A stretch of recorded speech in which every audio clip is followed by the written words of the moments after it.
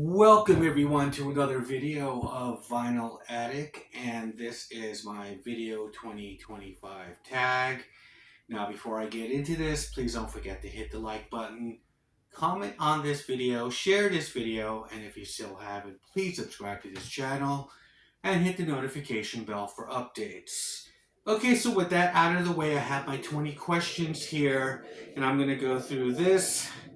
I'll try to get through this very quickly. And starting with number one, my best purchase of 2024, new or used. And I would have to say it is His Story by Michael Jackson, the 1995 box set of History Begins. And his story continues. I've been hunting high and low for this thing. So I'm glad I got that this year. Best album of 1974. This is question two. I am going with this album here. I was 4 years old when this came out. So this was playing in the household. Earth, Wind, and Fire's Open Our Eyes. And it has, like, you can really feel the little symbol here. It was really cool. Mighty Mighty Devotion, is on here. Kalimba Story. So there's all kinds of music on here, Latin, grooves, jazz, funk. I mean, you name it. It's African. It's awesome. So that is my best album, I think, of 1974. Now, number three, an album that defines a generation. Slayer, Show No Mercy. I was going to say, I think the real inventor of this music is Dave Mustaine. However, he did not really get into his own until he was thrown out of Metallica. And even though his stuff on Kill 'Em All is not played by him, so that album didn't qualify for me. So I went with Show No Mercy as the defining one of the most defining albums of thrash metal. So moving on to number four, a band from my country or my state.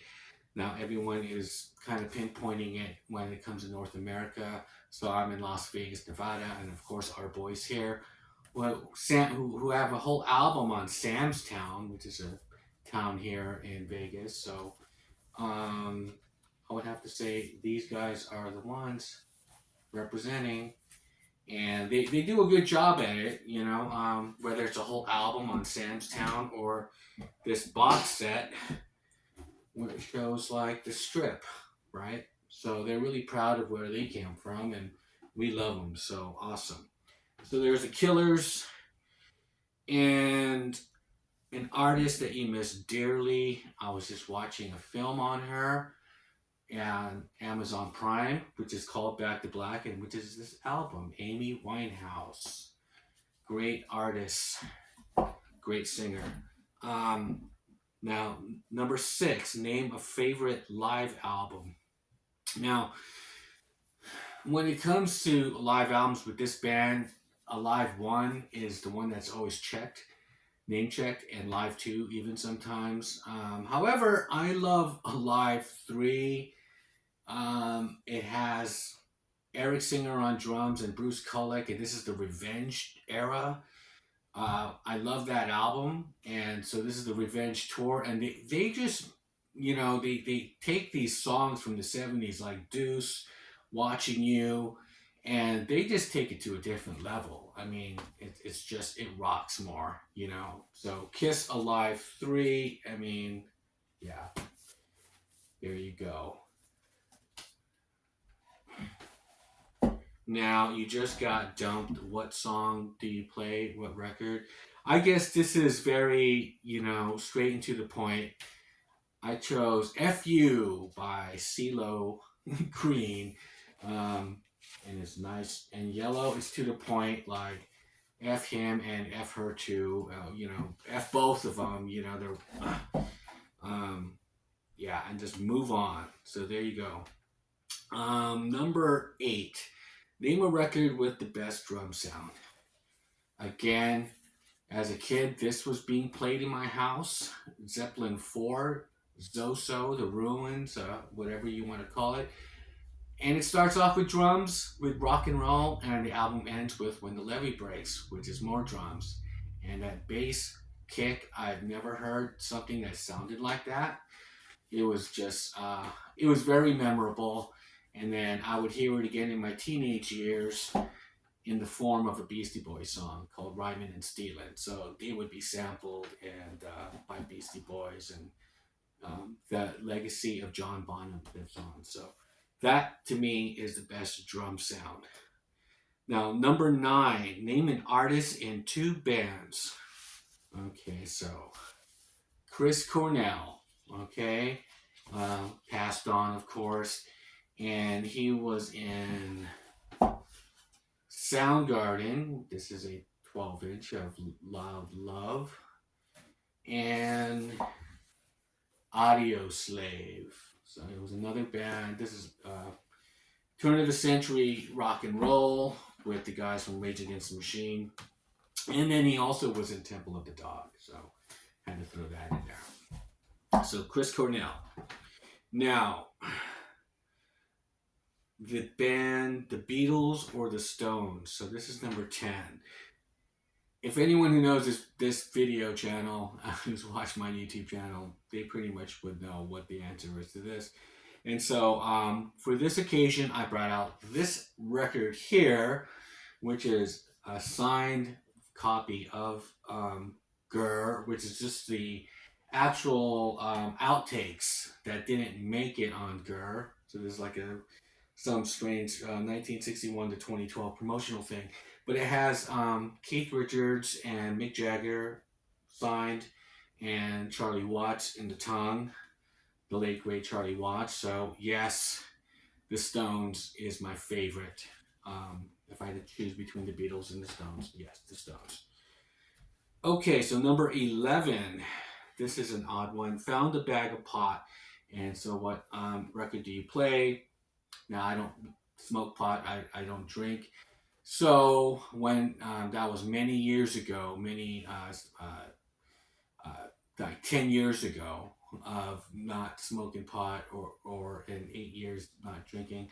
So I would usually just find something that I really don't listen to in my collection that I just kind of dig.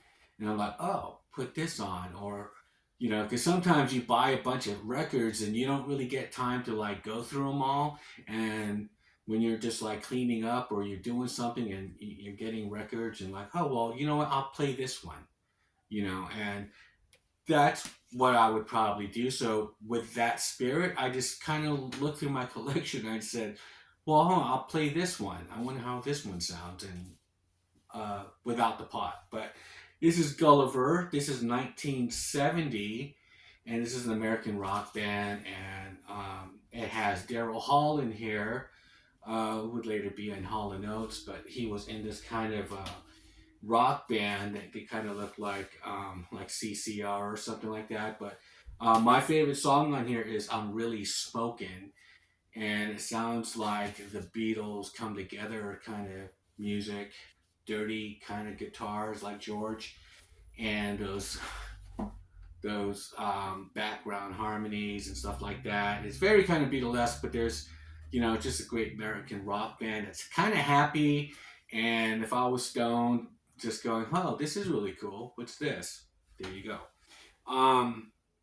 Now, number 12, album from the 80s that you still listen to. Okay. This is like gutter rock from New York. I would have Circus of Power. I could listen to this from the beginning to the end. It's a great rock album. So the West Coast had Guns N' Roses. The East Coast had, to me, Circus of Power. Sort of like a Doors meets Rolling Stones, and this is another album from theirs, which came out in 1990. So yeah, I like this kind of gutter rock. Now, moving on to number 13, an artist whose political views sour you. And my choice for that is Dave Grohl from the Foo Fighters, who is someone who just kind of like was forcing their fans and everyone to take vaccines, and he was very kind of vocal on that, and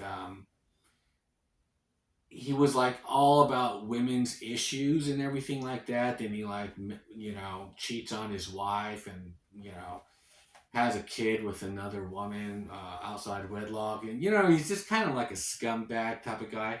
But also, he tried to sue Donald Trump for him using the "My Hero" song, which was for the RFK endorsement. RFK was endorsing Trump, and so they had this little campaign thing, and they used that song for when RFK comes in. So they tried to sue him, and he, Trump's a gangster, so he screwed. They screwed up really. The Independent has seen documents appearing to confirm that the campaign had indeed licensed the song from BMI's Songview Salute, so kind of made him look stupid. And so, yeah, they had permission to use that song, but it's just dumb because he was someone that used to say everyone should be able to listen to music, and him being an artist, that's your job, is to communicate your material, your songs to people, and to get them out to as much people as you can so they could hear it. And that was like a big place where they were at. I don't know if it was Madison Square Garden or something, but it was during the Trump campaign, and they were playing that song. They had fireworks, and RFK came out. But you know what I mean? It's just like, why would you want to I don't know. It's just like, why do you gonna gonna stop that? Just like, it's people hearing your song. It's just like, isn't that what you want? I mean, as a musician, that's what you should want. But no, these people don't get to listen to it. It's kind of stupid. But anyways, moving on. That's all I have to say about that. My favorite record label, I would have to go with Warner Brothers. Not only because the people that they pick on their label is very, they're always like innovators, like Black Sabbath, Jane's Addiction, Fleetwood Mac was a great one, Alice Cooper, and this is it went through a lot of stages, and this is an original Master Reality, original pressing, green. You always have posters and cool stuff in their records. So I have, like, this is the original embossed cover, and this one does have a poster because I did do a video on this one regarding which sounded better, this one or the Rhino release. Yeah, see the kind of original poster that came in here. Really clean, really beautiful. Warner Brothers is awesome. And moving on with the same theme, sort of, on number 15, three singles from one album. This is a Warner Brothers artist. Prince, of course, very unique, innovator. Like, Van Halen is on that label too, right? Innovators. So, this is Under the Cherry Moon, a sealed copy with the hype stickers and the promo um, stamp, and that produced three singles. Kiss at the B-side, Lover Money, Mountains, and that had a B-side, Alexa de Paris, instrumental piece, which is really cool. And Another Lover, Hole in Your Head, Girls and Boys is the B-side. So that is that one. That was actually one of my favorite albums from Prince. This is my top 5.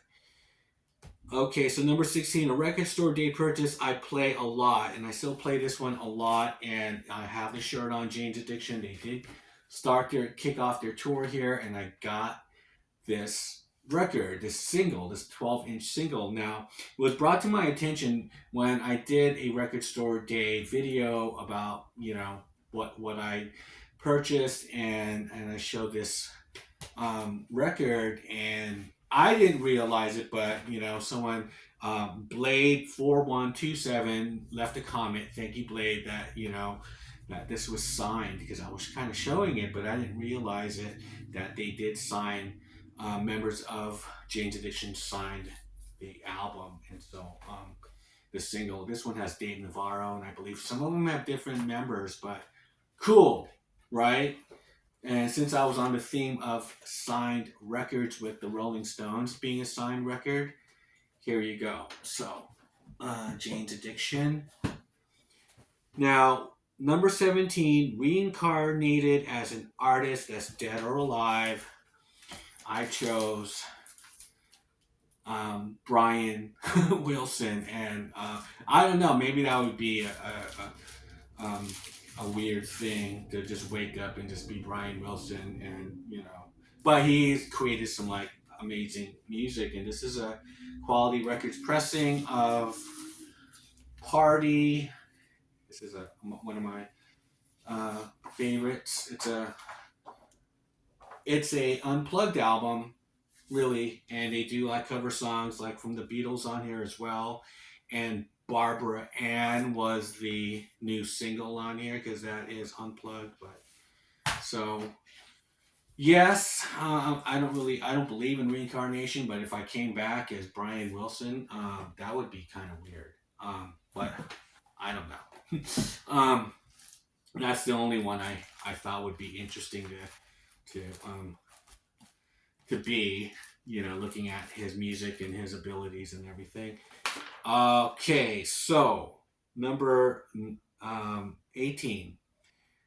3 lines from a song, so 3 lyrics from a song. And so I came up with this Dio, Ronnie James Dio lyric. They say that life's a carousel, spinning fast, you better ride it well. The world is full of kings and queens who blind your eyes and then steal your dreams. It's heaven and hell. So I always loved his lyrics. His lyrics are just like, they're like for the underdog. You're the last in line, and it's just he's awesome. You know. So that's number 18. Number 19, an album you never get tired of, and so I picked the band, music from Big Pink. This is their debut, and it's just wonderful from beginning to end, and that's why when I really love an album and it's in this format, a MoFi, then I'll get it. And yes, so this is an album I'll never get tired of, never. And last but not least, share your favorite vinyl community channel. Um, like everyone is saying, there's so many. However, um, the reason why I'm doing this video vinyl tag is because I saw it on Melinda Murphy's channel, and she's a sweetheart. I met her, and I watched her channel, and I like people who that I kind of they inspire me to do what I want to do, and I like the way that she talks about albums, and she personalizes them, and I find myself doing that too. Whether that's why Open Our Eyes from Earth, Wind and Fire, or Led Zeppelin's Zoso, that when I first heard those songs when I was really young, they had they had a lasting impression, and so and that's why they made it on here, and I noticed that that's how she does her videos. Sometimes she shares about an album that meant something to her while she was growing up or something like that. So she's one of them. Steve Carlson, I love because I love his flashback videos, like from a certain year, and I started doing that as well. So he'll be ranking albums from a certain year, and so I do that. It's kind of fun to go back to a certain year that you remember and just listen to the music that was out at that time. And so he's one of them, and I do love Noble Records with Dylan, and he is someone that when I was really going down the rabbit hole of psych music, psych records, he was the go-to person that introduced me to a lot of records and a lot of groups. And I'd be at the record store where I was working at the time, and he, those records that would he'd be talking about would be there. I'm like, oh, I got to get this one, So, yeah, because I really, got into the psych movement of, that genre, and yeah, so that has been an inspiration when it comes to like finding and looking for records um, that you've never heard of, and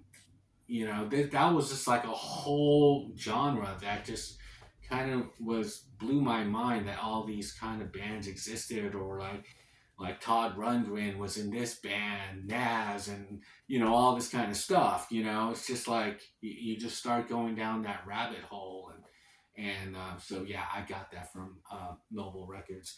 So that is my top, or not, my 20 questions for this vinyl tag.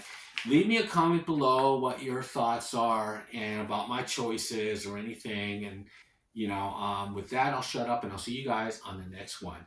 Bye.